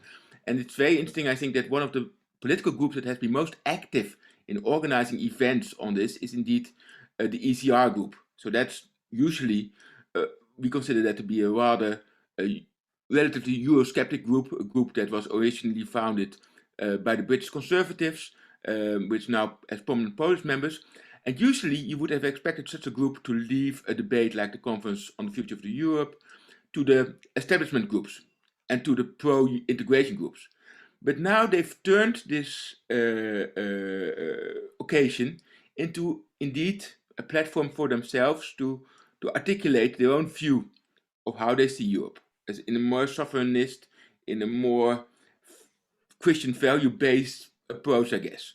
And I think that's interesting. I think it's good that we share this platform together with different voices, and that they indeed have embraced the opportunity rather than turned away from it and simply mocked it like another conspiracy of the pro-integration establishment. So I think that really creates space to have an open debate about this. Although, of course, there's also the risk of them hijacking the occasion. But then again, I mean, you can also argue, I think, that federalist forces have done so in the past.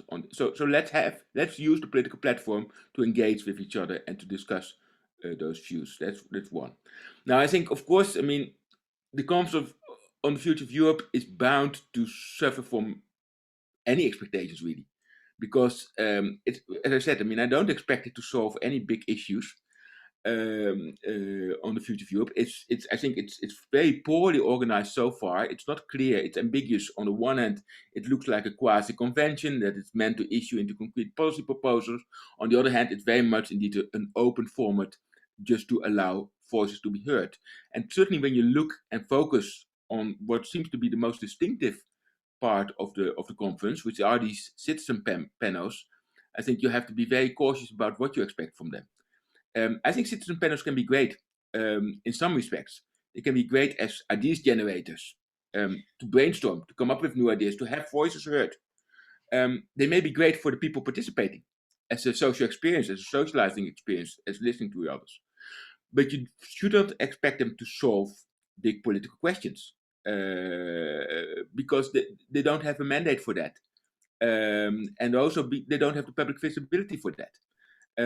In the end, that's an issue that those questions will bounce back to the political fora as we have them. So in that sense, I think, of course, I think there's much to be said that we have to complement European decision making with new fora, and I think citizen assemblies can play a role, but a very modest role. And I'm very much afraid that we're overestimating that we're looking for another solution, and we're thinking that this is the big solution. It's not a big solution. Certainly not a device that we should ignore, but it's something that we have to use with a very limited scope. That is nice as an ideas generator. It's nice as a laboratory, but we should not put the weight of legitimizing the European Union or solving our big political problems on the poor citizen assemblies. That's not what they're there for, and that's not what we should expect from them.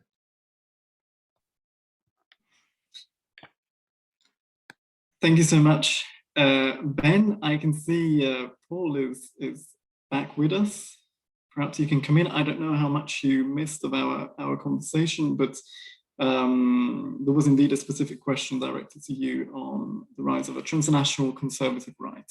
But feel free also, of course, to address the other questions. Okay, yeah, sorry for that. I mean, it does indeed show that the EU should at least resolve one issue, and that is serious Wi-Fi throughout the European Union. No, I want to come back a little bit on the a number of remarks made on the conference on the future of Europe. I fully agree with what was said by Camille some time ago, that it is a double-edged sword. But I think we could also be a little bit more positive on some of its potential. That is, if, for instance, as I've done in the past, and I'm still doing currently, if you look at those processes of citizen participation that are directly related to constitutional reform, you see a slightly different picture. And there actually many experts argue that broad constitutional questions are particularly suited to these types of deliberative fora. And the Irish case is definitely the most impressive one. But then again, you come back to what many of you have mentioned before, the design of the Conference of the Future of Europe, which tends to be a bit messy. There's still many unresolved issues. And so what in the Irish case was clearer upfront, also in terms of outcome, political will to proceed with referenda on specific issues, etc. That was in place. But one thing that the Irish example also teaches us is that the early convention of 2012, it put itself on the agenda a whole lot of issues that were not originally thought up for that convention. So this convention or this conference could equally produce surprising forms of activism, let's put it like that. Another thing I want to mention is that sortition is problematic. I fully agree. If you think about it, it selects citizens as individuals, and hence is a completely different way of putting the voice of citizens into the process, but it leaves citizens also pretty unprotected.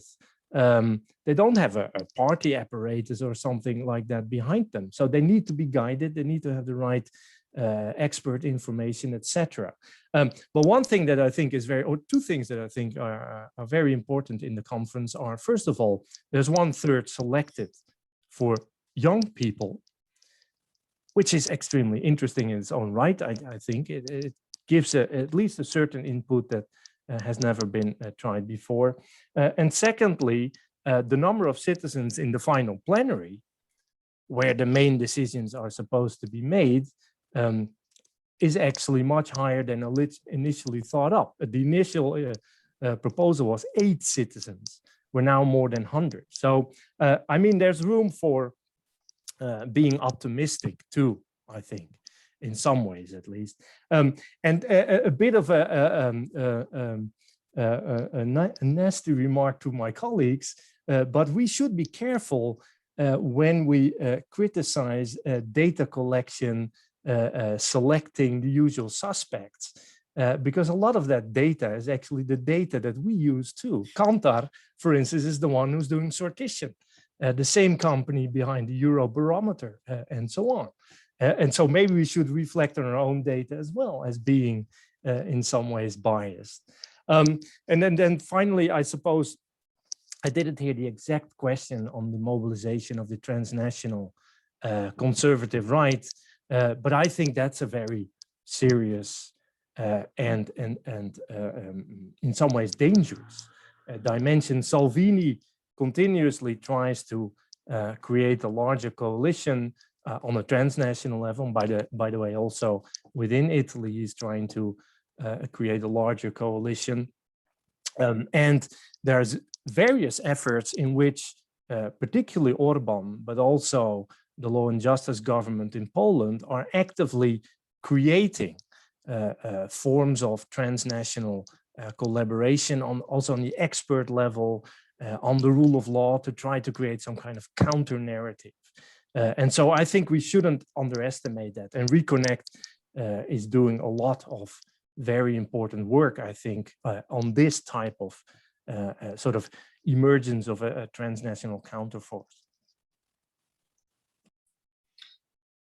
Thank you so much, Paul. And we are indeed reaching towards the end of our conversation, but perhaps I can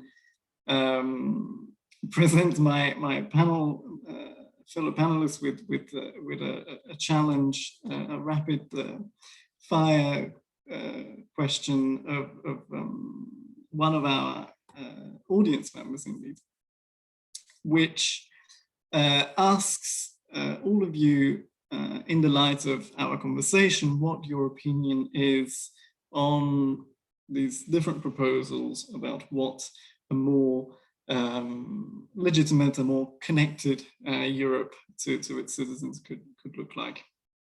So the first is more majority decisions in the Council. The second is forcing votes and publication of votes in the Council.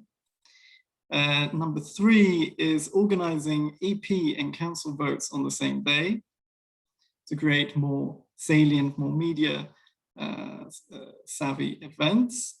And 4, a lottery to select citizen representatives. And 5, citizen assemblies. We have about 10 minutes left, so perhaps you can be brief and to the point on these different options, starting with Camille, and then the rest of the panel. Well, thank you very much, Alex, and thank you very much for the question, because I think it's very important that sometimes we try to be innovative, because what we've looked at so far are solutions put forward by the EU institutions. And the impression is often that they're not being very innovative. They're reproducing exactly what they're doing in the member states. Also, the Conference on the Future of Europe is a good example of them just putting together things that they have already done. So sometimes it's good to also try to think a bit out of the box. And some of the, one of the issues, one of the proposal, which is sortition or lottery, I think is an interesting one. It's been discussed widely in political science, obviously, but I'm not going to come back to it because I think this was already discussed a lot. But the other one of having citizens' assemblies more generally might actually be linked to that, and that's probably a way that would be a way forward. So the question is kind of linked to the question of the output of the Conference on the Future of Europe. Do we want to change the institutional model to include citizens on a regular basis, or do we want this to be just a one-shot event? And I think if we want this to be just a one-shot event, we're totally missing the point, because there will be disappointment on the outputs. That's for sure. These kind of events always create frustration from the participants, because the output is, of course, not exactly what they expect. And it's important that they also understand that decision-making output is not exactly what you expect. I guess that's the basics of politics. So having a kind of assembly on a permanent basis could be I guess, a way forward. The question is, are we ready? And by we, I don't mean us here, of course, but is the EU ready to change the model to such an extent? Because my impression is still very much, after years and years of trying to implement institutional reforms or semi-reforms, that there is such an inertia that this kind of reform is very unlikely to go forward. It's a bit like, to take a silly example, it's a bit like with the COVID crisis. At the start of the crisis, everyone was telling us, well, now we're going to do a new model. Let's put what we've done until now to the bin, and we're going to do a new model, and everything is going to be as we wanted on social issues and climate change. We're going to just have a new kind of formula. Well, just after a few weeks, we realized, no, we're going to do again the same thing that we've always done. So the EU is a bit the same on this. It's always going back to its old recipe, and I think that's probably a problem. But this idea of having a permanent citizen assembly could maybe solve the issue. At the same time, the problem that was already mentioned by my colleagues is that, well, then wouldn't these people, in a sense, become themselves politicians, in the sense that they will also need advisors, they will also need support, they will also need enter the same kind of game that current political elites do. Thank you. Oliver? Yeah, I think two quick points. I think I would also be open and think citizens are a good idea generally, also on a permanent basis. But the question is how to organize that, the language issues, etc. So that needs a lot of thinking, and also, what should these citizens deliberate about? And I think they could only really serve as kind of idea creators, as Ben just suggested. But then I think you can't, ask them to talk about very detailed things, but really about the priorities. Whatever, if the new commission publishes the plan for the next couple of years, I think that could be a situation where they could deliberate on, is that the right mixture of priorities, or do we want something else? About the transparency points that were raised, I think it would be, these are good proposals, because transparency also is related to accountability, and I think accountability is really a very important aspect of democracy. So people should be able to see who was responsible for a decision that was taken. And if they're not happy with the decision, then they should be able to punish the actors that were responsible for that.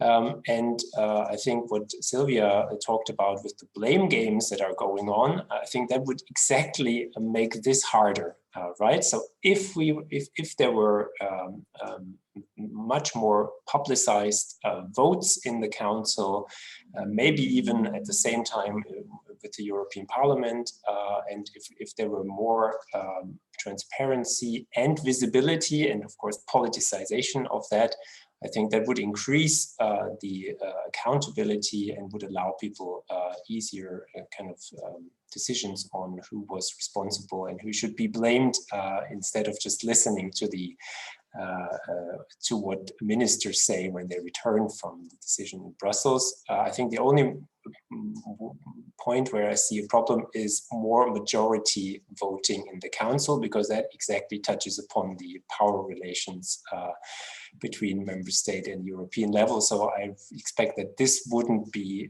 an easy reform to push through. Thank you, Oliver. Sylvia. Yeah, I can only underline what has been said so far.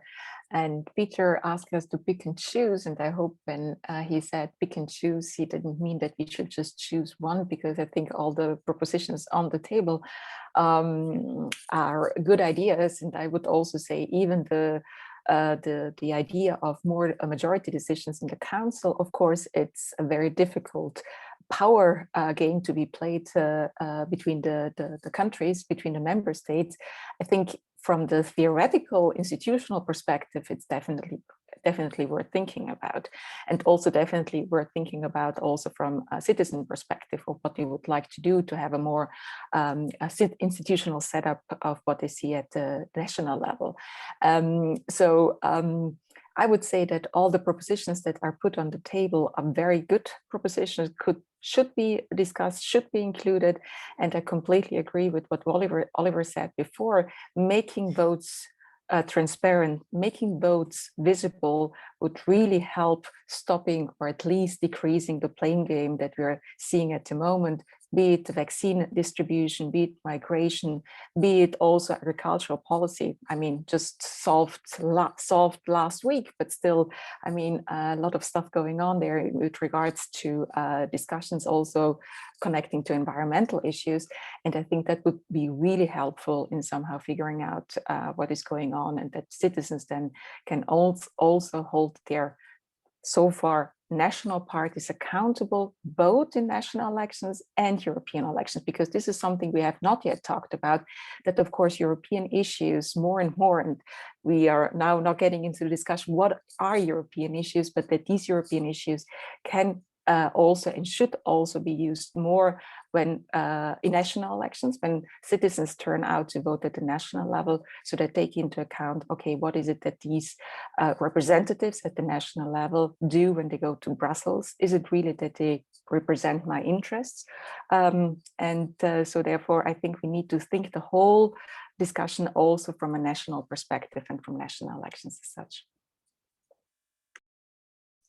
Thank you. Ben Kroon.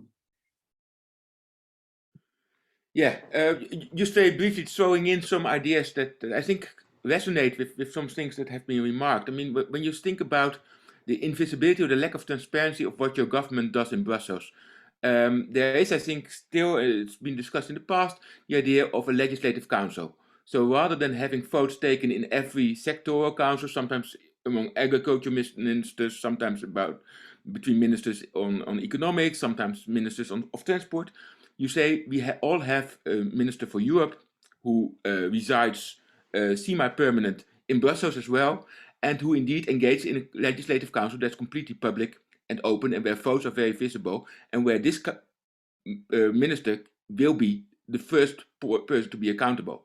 So I think that's may be a way to address a number of concerns that have been addressed. Reversely, I think one issue that we've been looking at in Reconnect is very much the accountability of European executives in national parliaments. So bring the commissioners to The Hague, to Berlin, to Paris, and have national parliaments query them and have a good public debate about that. And then I'm just going to throw in two ideas that I think are still worth considering.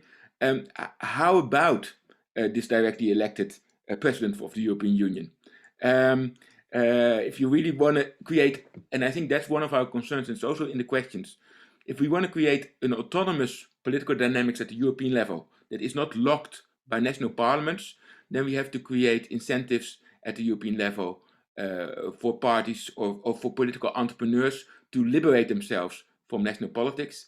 I think one way to do that, which would really trigger a political realignment at the European level, would be to insert something like a presidential election. And the same goes, and I think in a more modest and more realistic way, I guess, for the whole idea of transnational lists, so that we can vote for politicians from other countries, from other nationalities, who we may like for ideological reasons or for other reasons in our own country. Thank you. Thank you so much. Ben, Paul, some concluding thoughts. Okay, just summing up, I mean, if I need to select two core issues that need to be dealt with, the first one would indeed be unanimity. And I invite everyone who hasn't seen the plenary of the Conference of the Future of Europe, particularly the intervention of Daniel Freund, who made this point very strongly, stating that unanimity is a design flaw of the European Union. I tend to agree with that. And the second issue, I think I completely agree with particularly what Camille said about if the Conference of the Future of Europe remains a one-off event, it probably won't add up to much.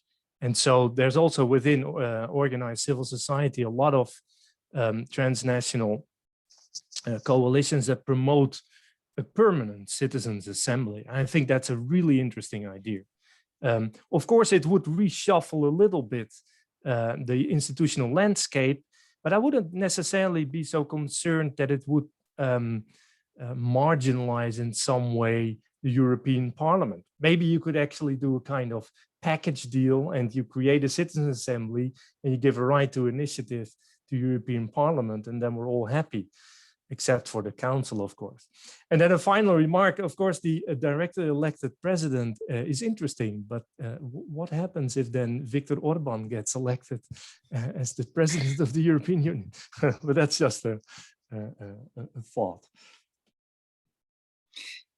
Thank you, Paul. And indeed, we have come to the end of the first panel of this year's Reconnect conference. Thank you to all of our speakers, Ben, Sylvia, Camille, Oliver, and Paul, for this wonderful conversation. I would say forward-thinking, challenging, that's really sparking and I think bringing forward interesting new ideas about how we should think about democracy and rethink democracy in the European Union, and particularly focusing on this really crucial issue of democratic citizen participation and bringing in citizens' perspectives in EU policymaking. As you might know, after the lunch break, we still have a very, very rich program to come. So this meeting will remain open. You can stay online or rejoin with the same link. The lunch break will last until 1:30, when we will have a keynote with Judge Robert Spano, President of the European Court of Rights. At 3 p.m, we have another keynote with the European Chief Prosecutor, Ms. Laura Covesi. And at 4, the panel focusing instead on the rule of law with our Reconnect experts. Please do join us, and many thanks to the audience for following us thus far. Bye-bye for now. Thank you. Bye-bye.